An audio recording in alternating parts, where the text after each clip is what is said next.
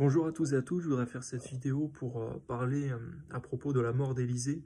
Souvent on peut porter à confusion, à tort, un jugement hâtif par rapport à la mort d'une personne, à la fin de vie. On peut dire par exemple, une personne elle est morte d'une maladie, un enfant de Dieu, c'est pas normal. Euh, Parce que Dieu il promet la prospérité aussi au niveau de la santé. Et on voit cependant que euh, les pharisiens, ils peuvent dire, bah voilà, il a péché pour qu'il lui arrive telle maladie. Et on voit cependant dans 2 Rois, chapitre 13, verset 14, Élisée, on voit clairement qu'il est écrit qu'il est mort d'une maladie. Donc c'est des suites de cette maladie qu'il est mort. Dieu seul sait en vérité pourquoi est-ce qu'il n'est pas monté dans un char de feu comme Élie. Euh, mais cependant, on voit que même dans la fin de sa vie, eh bien, il a manifesté l'onction de Dieu, l'onction prophétique. On voit que lorsque le roi d'Israël, Joas, il est venu le voir, eh bien, lui rendre visite sur son lit de mort, entre guillemets, eh bien, on peut voir à combien bah voilà, les flèches de délivrance, je vous laisserai lire le passage, la prophétie qu'il a donnée, on voit que véritablement l'onction était toujours là, elle était toujours intacte, même si le corps était malade. Et de la même manière, Dieu il nous appelle à garder l'onction, la pureté, quand bien même on est malade dans le pire des états. Dieu il nous appelle véritablement à conserver l'onction, une vie sainte et pure, même lorsqu'on passe par la maladie, par des choses très dures, par le deuil éventuellement. Dieu il nous appelle à rester pur, même dans ces moments-là, parce que même dans ces moments-là, où c'est terrible pour nous, Dieu veut nous utiliser aussi pour gagner des âmes et pour manifester les dons spirituels dans son Église, pour édifier les frères et sœurs, pour faire son œuvre, tout simplement. On voit même que l'œuvre de Dieu continue à se faire même après la mort d'Élisée.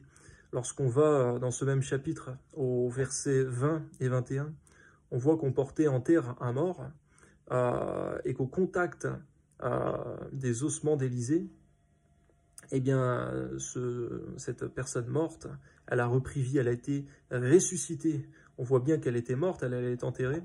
Et cependant, lorsqu'elle a été jetée dans le sépulcre où étaient les ossements d'Élisée, eh bien, cette personne a repris vie. Donc l'onction de résurrection était toujours sur les os d'Élisée. Donc c'est-à-dire que l'œuvre de Dieu a continué même après sa mort. Et de la même manière, on peut voir que l'apôtre Paul, par exemple, et les autres apôtres dans la Bible, les prophètes de l'Ancien Testament, et les hommes, les femmes de Dieu, qui ont continué à pouvoir œuvrer pour Dieu, même qui ne sont pas inscrites dans la Bible, on peut voir que leurs œuvres ont continué à les suivre, même après leur mort. On voit que les lettres de Paul dans la Bible, elles continuent d'être salutaires pour nous aujourd'hui, et pour beaucoup de personnes dans le monde, et à combien nos œuvres s'inscrivent dans l'éternité, non seulement devant Dieu, mais aussi pour les hommes. C'est ça qu'on doit voir aussi, notre témoignage, il s'inscrit sur le long terme, même après notre mort. Et c'est pourquoi Dieu nous encourage, parce que nous devons porter du fruit, du bon fruit pour Dieu, de notre vivant, mais aussi après notre mort. C'est ce à quoi Dieu nous appelle. Et c'est pourquoi, même lorsqu'on passe par le deuil, la maladie, et parfois même lorsqu'on s'approche de la mort, on doit continuer d'œuvrer pour Dieu, d'être saint, de se sanctifier. Parce que véritablement, il y a une raison à ça. Il y a une importance, et il y a aussi un effet à ça. Pour les autres, mais aussi devant Dieu, pour l'éternité. On va nous encourager à ça, que Dieu puisse véritablement nous porter à ce qui est bienséant, toujours, même dans les conditions les plus dures.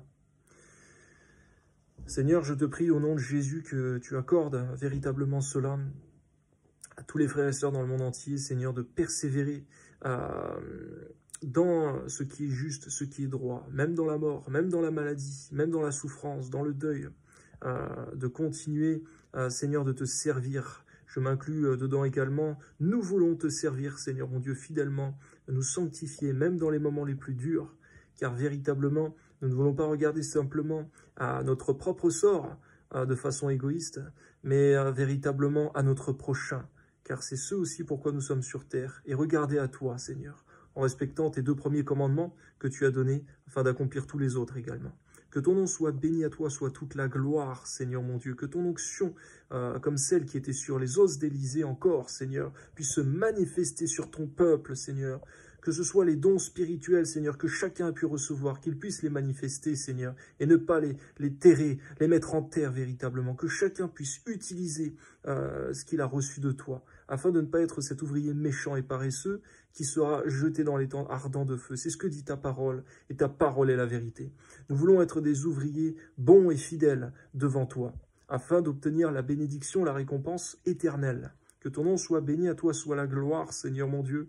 Et si quelqu'un manque de quelque chose, je prie que tu lui accordes, Seigneur, par ta puissance, Seigneur, qu'il puisse le recevoir en cet instant, Seigneur. Au nom de Jésus. Amen. Que Dieu vous bénisse. Très bonne continuation à tous et à toutes.